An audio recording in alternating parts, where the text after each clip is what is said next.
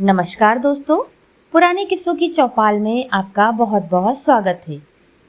रात काफ़ी हो चुकी थी। आंगन में हल्की हल्की हवाएं भी चल रही थी। आसमान में तारे ऐसे चमक रहे थे मानो किसी ने काले आंचल पर चांदी के दाने बिखेर दिए हों।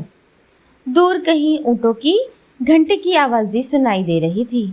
मिट्टी की सौंधी महक और ठंडी हवा पूरे आंगन में फैली हुई थी।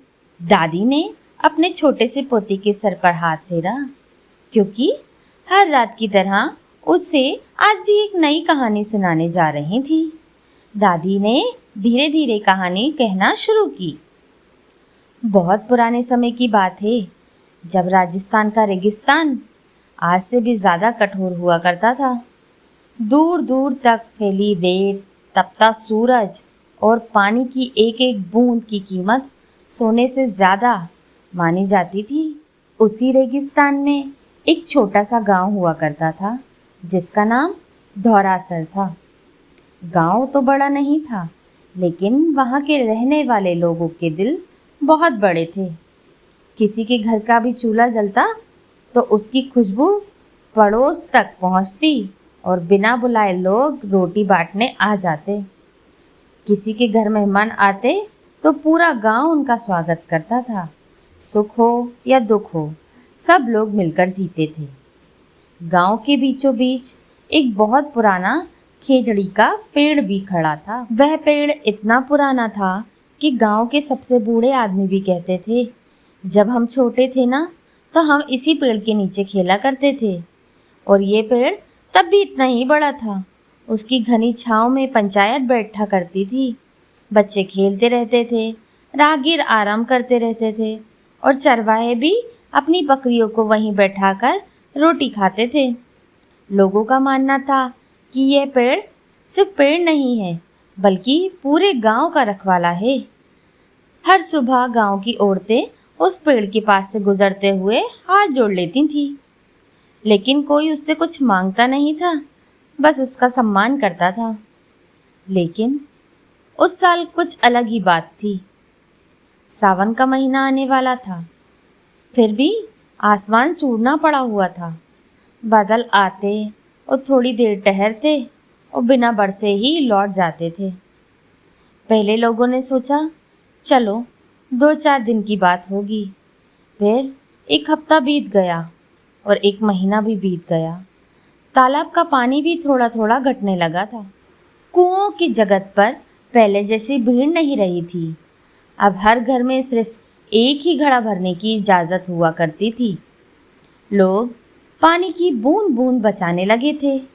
खेतों में बोया हुआ बाजरा मिट्टी से बाहर निकलने से पहले ही सूख गया था। गाय दुबली होने लगी थी। बकरियां दूर दूर तक चारा खोजतीं, लेकिन रेत के सिवा कुछ नहीं मिलता। जो बच्चे हर शाम धूल उड़ाते हुए खेला करते थे, अब वह अपने घरों में चुपचाप बैठे रहते हैं। धीरे धीरे पूरे गांव में एक अजीब सी खामोशी छा गई थी। एक दिन गांव के बुजुर्ग ने आसमान की ओर देखा और बहुत धीमी आवाज़ में कहा, शायद इस बार सूखा पड़ने वाला है। ये सुनते ही किसी ने कुछ नहीं कहा, क्योंकि राजस्थान में अकाल सिर्फ एक शब्द नहीं था, बल्कि भूख, प्यास, अपने पशुओं को खो देने का डर और अपने ही गांव को छोड़कर अनजान रास्तों पर निकल जाने की मजबूरी था। उस रात गांव में किसी के घर ढोलक की आवाज़ नहीं आई, कहीं कोई गीत नहीं गाया जा रहा था।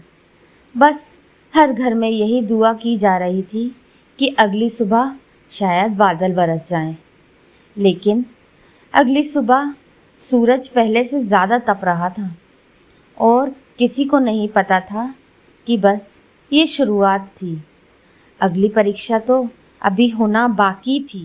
दादी ने एक घूंट पानी का पिया और आगे की कहानी बताना शुरू की। दिन बीत रहे थे, लेकिन आसमान का रंग नहीं बदला। सूरज हर सुबह पहले से ज़्यादा तेज़ निकलता था और शाम तक धरती को तपा कर रख देता था। खेतों की मिट्टी में इतनी गहरी दरारें हो गई थी लगता था जैसे धरती भी प्यास से फट गई हो। गांव के तालाब का पानी भी अब कीचड़ में बदलने लग गया था। कुओं में रस्सियां पहले से ज़्यादा नीचे जाने लगी थी, लेकिन फिर भी घड़े नहीं भर पाते थे। अब गांव के हर घर में पानी का हिसाब रखा जाने लगा था। एक घड़ा पीने के लिए तो थोड़ा सा खाना बनाने के लिए, और जो बच जाए वो पशुओं के हिस्से में आ जाता था। सबसे ज़्यादा चिंता तो उन बेज़बान जानवरों की थी जो बरसों से इस गांव को सहारा दे रहे थे। गायों की पसलियां भी साफ दिखाई देने लगी थी। बैल जो कभी खेतों को पूरे दिन जोता करते थे, अब वो मुश्किल से खड़े हो पाते थे। पेड़ों की पत्तियां भी एक एक करके झड़ने लग गई थी, लेकिन गांव में सिर्फ एक ही पेड़ था जो अब भी हरा दिखाई देता था। वही पुराना खेजड़ी का पेड़ था। उसकी डालियां भले ही घनी नहीं थी, लेकिन उसमें अभी भी जान बची हुई थी। उसकी छांव में बैठने से जैसे थोड़ी राहत मिल जाती हो।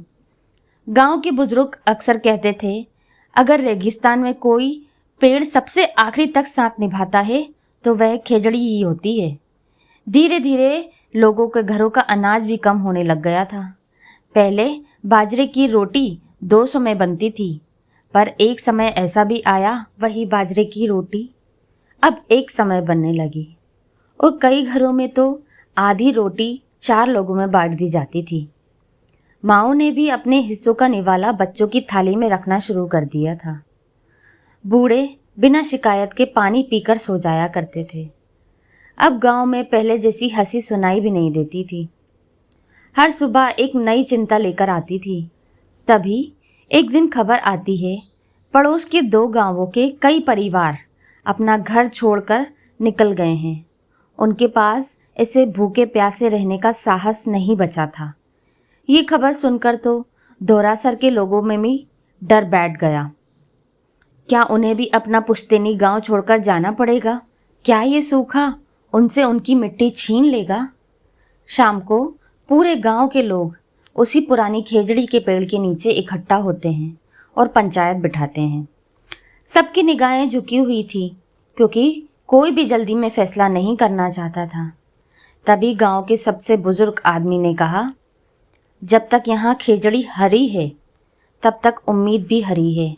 शायद भगवान ने इसी में हमारे लिए कोई ना कोई रास्ता छिपा के रखा हो। उनकी ये बात सुनकर किसी ने कोई जवाब तो नहीं दिया, लेकिन उस रात पहली बार पूरे गांव की निगाहें आसमान पर नहीं थी, बल्कि उस खेजड़ी के पेड़ पर टिक गई थी, क्योंकि अब वही उनकी आखिरी उम्मीद बन चुका था। दादी ने हल्की मुस्कान के साथ कहानी को आगे बढ़ाया। अगली सुबह सूरज पहले की तरह आग बरसा रहा था। हवाएं चलती तो थीं, पर राहत नहीं देती थीं। वह गर्म रेत उड़कर लोगों की आंखों में भर जाती थी। दूर दूर तक बस धरती सिर्फ पीली ही दिखाई दे रही थी। गांव के कई घरों में उस दिन चूल्हा भी नहीं जला था। बच्चे भूख से बिलखते तो माएँ उन्हें पानी पिलाकर सीने से लगा लेती, क्योंकि उनके पास दिलासा देने के लिए शब्द तो थे, लेकिन खिलाने के लिए अन्न नहीं बचा था। फिर पंचायत में कुछ लोग इकट्ठा होते हैं और आपस में बात करते हैं। अगर 2-3 दिन बारिश नहीं हुई ना, तो हमें ये गांव छोड़ना ही पड़ेगा। तो कोई अपने बैलों को बेचने की बात करता है, तो कोई अपने ऊँटों को दूर बाजार ले जाने की बात करता है। इतना सुनकर गांव के सबसे बुजुर्ग आदमी रूपाराम जी धीरे धीरे उठते हैं। उनकी उम्र लगभग 80 साल से भी ज़्यादा होगी। उन्होंने अपने कांपते हुए हाथों से खेजड़ी के पेड़ के तने पर अपना हाथ रखा और बोले, बेटा, ये पेड़ हमारे बाप दादाओं का साथी रहा है। जब भी ऐसा सूखा पड़ा है ना, तो इसने कभी भी गांव वालों को खाली पेट सोने नहीं दिया है। लोग एक दूसरे का चेहरा देखने लगे। रूपाराम जी ने पेड़ की डालियों की ओर इशारा किया। क्या तुम सब लोग भूल गए हो? इसकी सांगरी, इसकी कोमल पत्तियां लूंग, इसके नीचे उगने वाली घास। ये पेड़ केवल छाया ही नहीं देता है, जीवन भी देता है। उनकी बातें सुनते ही कई बुजुर्गों को पुरानी बातें याद आने लगी। अगले ही दिन गांव की औरतें और पुरुष टोकरी लेकर खेजड़ी के पेड़ों की ओर निकल पड़े। उन्होंने बड़ी सावधानी से पेड़ों से केवल उतनी ही सांगरी तोड़ी जितनी उन्हें जरूरत थी, ताकि पेड़ को कोई नुकसान नहीं पहुंचे। घर लौटकर सभी लोगों ने सांगरी को साफ किया, उनको मिट्टी के बर्तनों में पकाया। वो कई दिन बाद पूरे गांव में पहली बार खाने की खुशबू फैली थी, और वो खुशबू खेजड़ी की फली, सांगरी और बाजरे की रोटी की थी। शायद स्वाद पहले जैसा नहीं हुआ होगा, लेकिन उस दिन हर निवाला लोगों की उम्मीद को स्वाद दे रहा था। बच्चों के चेहरों पे कई दिनों के बाद मुस्कुराहट लौटी थी। बुजुर्गों ने भी भगवान को धन्यवाद किया। लोगों को समझ आ गया था कि रेगिस्तान में खेजड़ी को यूं ही जीवन का पेड़ नहीं कहा जाता है। लेकिन अभी सूखा खत्म नहीं हुआ था। पानी अभी भी कम था। अनाज अब भी लगभग लोगों के पास समाप्त हो चुका था। और तभी एक दिन ऐसी घटना हुई जिसने पूरे धौरासर गांव की किस्मत को बदल के रख दिया था। खेजड़ी की सांगरी ने गांव की भूख तो कुछ दिनों के लिए शांत कर दी थी, लेकिन आसमान अभी भी बेरहम बना हुआ था। ना बादल आते, ना बारिश होती, ना कोई आहट सुनाई देती। एक दिन अचानक रेगिस्तान अपना रंग बदलने लगा। दूर कहीं रेत का एक विशाल गुबार उठता हुआ दिखाई दे रहा था। देखते ही देखते तेज हवा चलने लगी, पेड़ों की डालियां झूलने लगी। कुछ ही पलों में पूरा आसमान पीली धूल में भर गया। गांव के लोग तुरंत अपने अपने घरों के दरवाजे बंद करने लगे। औरतों ने अपने बच्चों को सीने से लगा लिया, पशुओं को भी बाड़े में बांध दिया गया। लेकिन तभी किसी ने घबराकर आवाज लगाई, गोपाल दिखाई नहीं दे रहा। गोपाल गांव का 8 साल का सबसे चंचल बच्चा था। सुबह वह अपनी बकरियों के पीछे पीछे निकल गया था और अभी तक वापस नहीं लौटा था। ये सुनते ही पूरे गांव में बेचैनी फैल गई। इतने भयंकर तूफान में किसी का बाहर निकलना अपनी जान को जोखिम में डालने जैसा हुआ करता था। फिर भी कुछ नौजवान अपने मुंह पर कपड़ा बांधकर गोपाल को ढूंढने के लिए निकल पड़े थे। हवा इतनी तेज थी कि 2 कदम आगे देखना भी मुश्किल हो रहा था। रेत आंखों में चुभ रही थी, हर दिशा एक जैसी ही लग रही थी। उधर छोटा सा गोपाल रास्ता भटक चुका था। डर के मारे उसकी आंखों से आंसू बह रहे थे।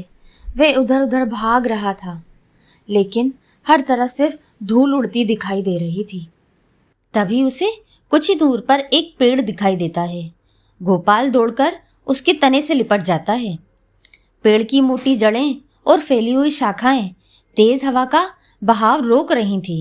रेत तो अभी भी उड़ रही थी, लेकिन खुले मैदान में खड़े रहने से अच्छा था पेड़ की आड़ में खड़े हो जाना। उधर गांव के लोग भी गोपाल को ढूंढने के लिए निकल गए थे। आखिरकार एक युवक की नज़र एक छोटे से लड़के पे पड़ी जो पेड़ की आड़ में खड़ा हुआ था। उन्होंने आवाज़ लगाई, गोपाल। आवाज़ सुनते ही गोपाल उनकी तरफ दौड़ पड़ा। जब वह उसे गांव लेकर लौट रहे थे तो हर किसी की आंखें नम थीं और लोगों ने गांव में जाकर बताया कि गोपाल को तूफान से खेजड़ी के पेड़ ने ही बचाया था। उस शाम किसी ने खेजड़ी को सिर्फ एक पेड़ नहीं माना था, सबने उसे अपने परिवार का एक बड़ा रक्षक मान लिया था। गांव की सबसे बुजुर्ग दादी ने उसकी जड़ में थोड़ा सा पानी डाला और बोली, जिसने हमारी भूख में साथ दिया हो, जिसने हमारे बच्चे की जान बचाई हो, उसका एहसान हम कभी नहीं चुका सकते। उस दिन के बाद गांव वालों ने एक प्रण लिया, जब किसी के घर भी बच्चा जन्म लेगा उसके नाम पर एक खेजड़ी का पौधा ज़रूर लगाया जाएगा। अभी सूखा पूरी तरह से ख़त्म हुआ नहीं था, लेकिन अब गांव वालों के दिल में डर से ज़्यादा विश्वास था। उन्हें यकीन हो गया था कि जब तक धरती पर खेजड़ी खड़ी है तब तक उम्मीद भी जिंदा है। रेत का तूफान तो थम चुका था, लेकिन सूखा अभी तक खत्म नहीं हुआ था।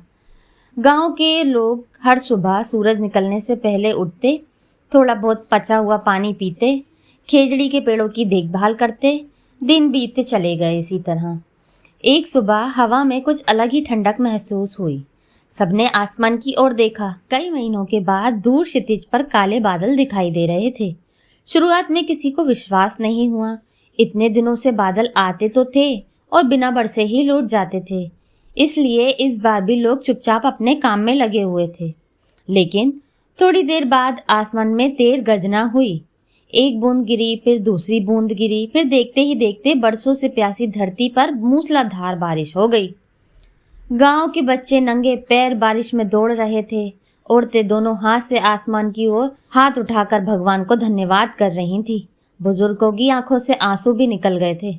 जो तालाब महीनों से सूखा पड़ा हुआ था, आज उसमें फिर से पानी भरने लगा था। कुओं और जल का स्तर ऊपर आने लगा था। रेत से ढके खेतों में भी हरियाली लौट आई थी।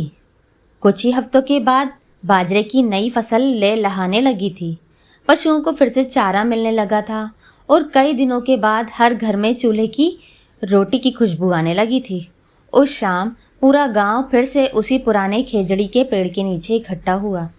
रूपाराम जी ने पेड़ के तने पर हाथ रखा और धीमे स्वर में कहा, हमने इस सूखे से एक बात सीखी है।